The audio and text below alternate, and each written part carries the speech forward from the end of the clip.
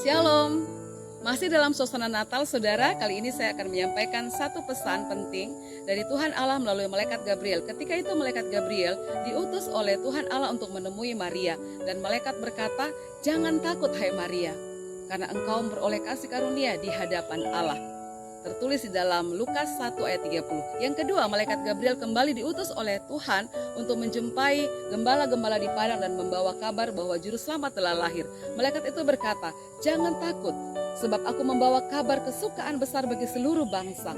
Hari ini telah lahir bagimu juru selamat, yaitu Kristus Tuhan di kota Daud." Lukas 2 ayat 10 menuliskan itu. Nah saudara, jangan takut. Ini pesan penting hari ini.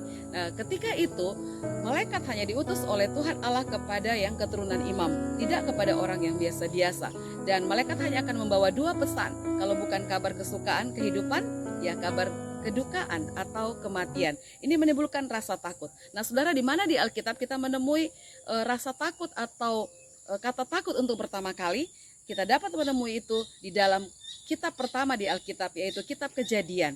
Nah, sebelum kata takut itu ada dan datang melingkupi manusia, manusia pertama Adam dan Hawa hidup di dalam kesenangan, ketenangan, kebahagiaan. Tidak ada ketakutan pada mereka. Mereka hidup berkelimpahan di Taman Eden. Semuanya serba ada. Tidak ada kesakitan, tidak ada duka, tidak ada penderitaan, dan tidak ada air mata. Sampai ketika dosa masuk, mereka melanggar hukum Allah, jangan makan buah terlarang mereka makan. Akhirnya mereka jatuh dalam dosa. Di situ dicatat di dalam Kejadian 3 ayat 10. Adam berkata, "Aku takut. Ketika aku mendengar engkau berjalan di taman, aku merasa takut karena aku telanjang. Itulah sebabnya aku bersembunyi." Adam merasa ketakutan karena apa? Karena dosa. Kenapa? Karena dosa atau kesalahan mendatangkan penghukuman. Ada kutuk di dalam dosa itu. Nah saudara, kali ini kabar berita yang sangat penting dan sangat luar biasa. Dan ini dibutuhkan oleh semua orang. Jangan takut. Kenapa? Karena ada kasih karunia Tuhan Allah kepada kita. Berupa apa? Berupa keselamatan. Juru selamat Kristus Tuhan telah datang, telah lahir. Dia telah menjadi sama seperti manusia. Dia datang untuk menyelamatkan saya dan saudara. Dia datang untuk melenyapkan ketakutan. Ketakutan akibat apa? Ketakutan terbesar adalah akibat penghukuman akibat dosa, yaitu kematian kekal di neraka. Nah saudara, Yesus datang dan dia mati di kayu salib. Darahnya itu tercurah. Darah adalah lambang penyucian dosa, lambang pengampunan. Darah Yesus menyucikan dan mengampuni setiap dosa kita, sehingga di dalam Kristus kita dibenarkan oleh Allah. Dan di dalam Kristus tidak ada penghukuman bagi orang-orang yang percaya kepadanya, karena segala hukuman kita telah dibebaskan oleh darah Yesus. Dan kita menerima hidup kekal. Hari ini mari kita terima Tuhan Yesus, karena Dia adalah juru selamat. Dia akan membebaskan saya dan saudara dari rasa takut, bahkan dari sumber ketakutan, yaitu kutuk atau hukuman akibat dosa.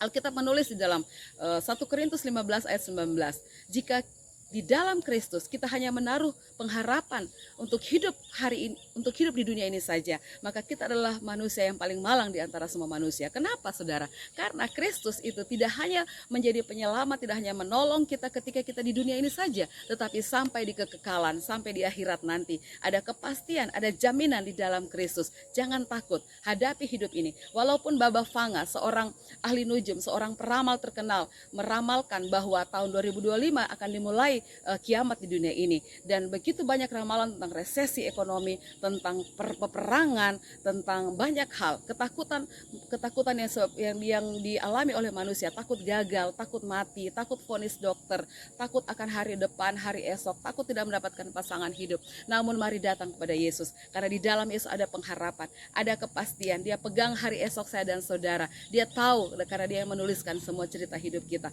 Mari kita percayakan hidup kita kepada Yesus untuk hari ini, bahkan sampai di kekekalan. Ada jaminan, kasih karunia Allah, tidak ada penghukuman di dalam Yesus. Yesus berkata, "Akulah jalan dan kebenaran dan hidup. Akulah caranya untuk memperoleh kehidupan. Akulah kebenaran itu, sehingga kita di dalam Yesus tidak akan tersesat."